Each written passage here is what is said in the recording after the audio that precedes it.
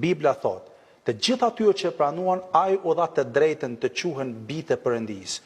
Jo protestant, jo katolik, jo ortodoks, jo musliman, jo ateist, por bijtë e Perëndisë. Pse? Sepse Zoti nuk ka fe. Ai nuk i përket asnjë feje, dhe madje nuk është krijuar si një feje. Feja është një shpikje e rregullave njerëzore. Zoti Perëndia është përmbi çdo fe, është përtej fesë. Feja është në nivelin njerëzor, një grumbull rregullash, një grumbull shpeshherë edhe ritualesh, e shpeshherë edhe një mënyrë morale e të jetuarit që prapse prap njerëzit mund të kenë argumente, a është e mirë, a është e keq, përkas kësaj feje, si përkas kësaj feje, është krejtësisht në rregull. Ku qëndron Zoti në tërë këtë llogaritjet fetare?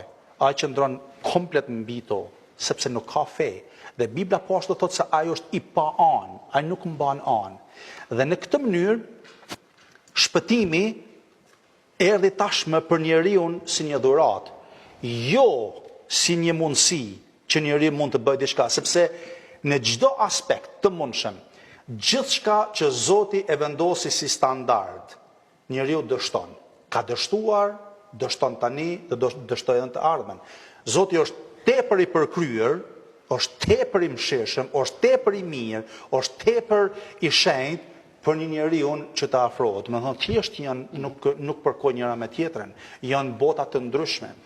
Dhe prandaj kërkon ndërhyrje hyjnore, kërkon ndërhyrje nga vetë Zoti për njeriu, për të zgjatur dorën për të nxjerrur, e jo e kundërta. Njeriu nuk mund ta bëjë dhe nuk ka as edhe një standard të vetëm që njeriu mund ta plotësoj dhe që e kënaq Zotin në tërësi.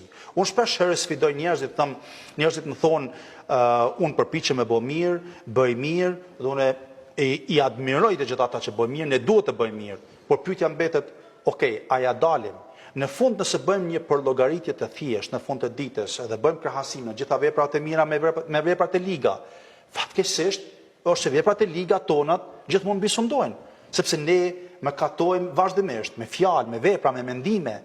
Dhe Pali, apostulli i parë në Bibël thoshte, unë filloj me bë mirë dhe përfundoj duke bë keq.